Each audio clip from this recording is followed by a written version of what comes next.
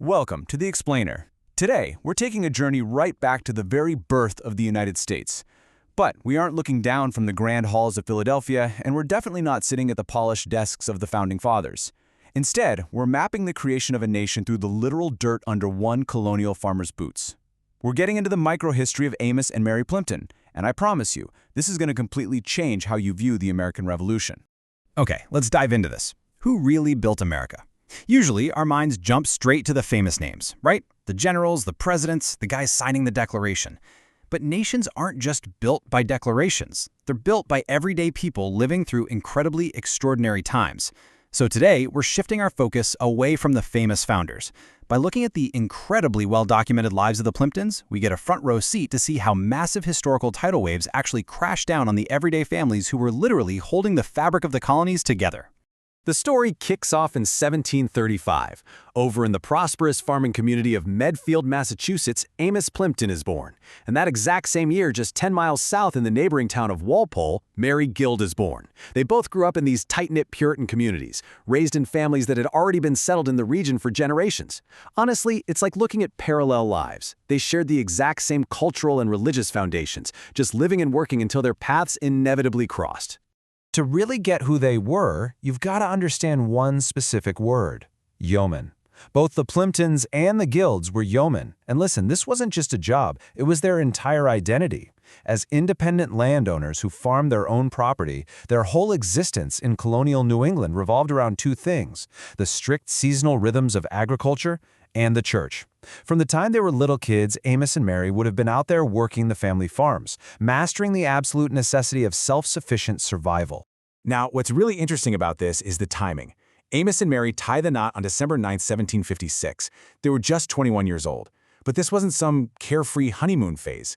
Actually, that very same year, Amos's father, John Plimpton, passed away. So at 21, Amos isn't merely a newlywed. He's suddenly thrust into full adulthood, taking over as the head of this historic, layered family farm in Medfield. He's carrying the weight of his entire family's legacy squarely on his shoulders. Together, Amos and Mary started building their family in that old two-story house. But colonial life, well, it was exceptionally fragile. While their eldest daughter, Molly, and their youngest, Mercy, lived to see adulthood, the middle years of their marriage were marked by profound tragedy. Elizabeth died just before her 5th birthday. Little John, who was named for his grandfather, lived only 2 years. And Amos, named for his dad, died at just 2 months old. Losing 3 children in rapid succession, it's a heartbreaking reality of colonial infant mortality. It's a massive testament to the incredible resilience Amos and Mary had to muster to wake up and keep going every single day. And they did keep going. They worked their land, raised their surviving daughters, and settled right back into the rhythm of colonial life. And then, everything changed. Tensions with the British Crown completely boiled over. So how exactly does a quiet farmer, a guy who has already endured so much personal heartbreak, respond to the sudden, violent outbreak of a revolution? He responds by dropping his farming tools right there in the dirt. 39. On April 19, 1775, the exact day the battles of Lexington and Concord ignited the Revolutionary War, Amos Plimpton wasn't some fiery, hot-headed teenager looking for adventure. He was a 39-year-old, fully established householder. Yet, the second that alarm sounded that the British regulars were on the move, Amos marched out with the Medfield militia straight toward the sound of the guns. Amos's military journey wasn't just a one-and-done deal. It was a grueling, multi-year commitment. He marched on the very day of the shot heard round the world in 1775. By early 1776, he was commissioned as a second lieutenant, and in March of that year, he was strategically positioned right at Dorchester Heights. That was the pivotal moment when General George Washington placed captured cannons overlooking Boston Harbor, which actually forced the British to evacuate without a single shot fired.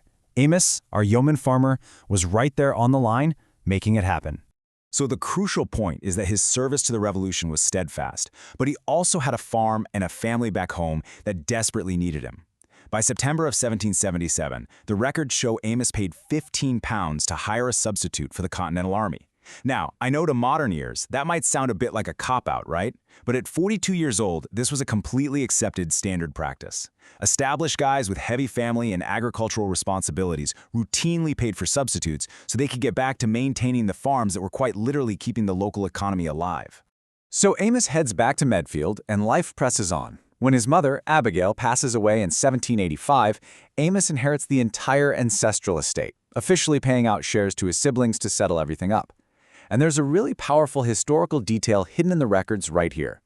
Amos would actually hold the distinction of being the very last Plimpton to live on this original family homestead. As Amos and Mary stepped fully into the roles of patriarch and matriarch of their community, their parents' generation was passing on, and this led to a real consolidation of their wealth.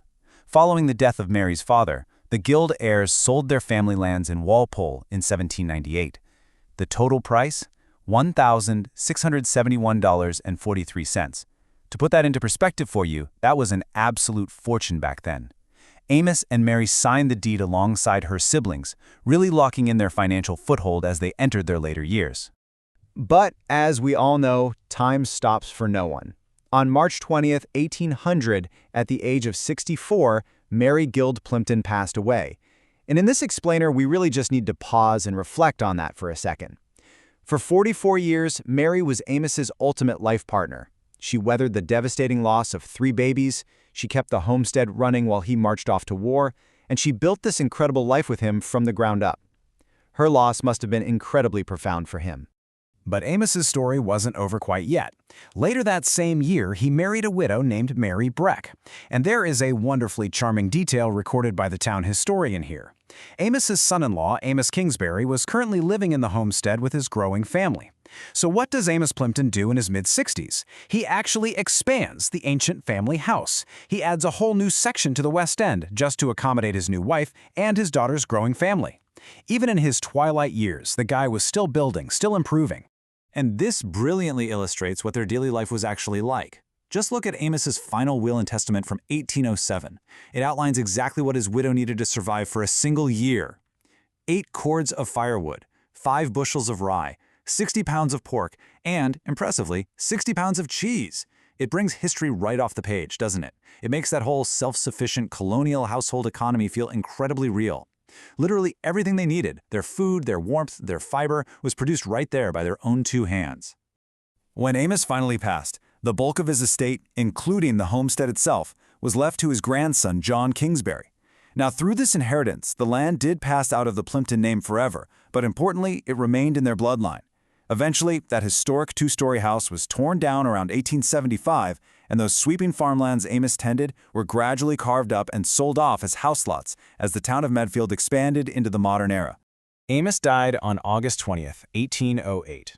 He was 73 years old. If you go take a walk through Vine Lake Cemetery in Medfield today, you can still find his gravestone, and it proudly bears the title Lieutenant Amos Plimpton. Carved right into the stone is this beautiful, poetic epitaph. How peaceful are our slumbers here, no cares disturb our rest. In vain shall death alarm our fear, since Christ the grave hath blessed. It's just a perfect, respectful conclusion to a 73-year earthly journey rooted so deeply in his community and his faith. Amos and Mary Plimpton weren't presidents, they weren't royalty, they were yeoman farmers. But you know what? It was their resilience, their back-breaking labor, and their quiet, steadfast bravery that quite literally laid the bedrock for a brand new nation. As their physical homestead faded away into a growing town, their legacy lived on in the very country they helped build. And it leaves us with one final, fascinating question to think about. As the everyday architects of your own life, what story will your legacy tell?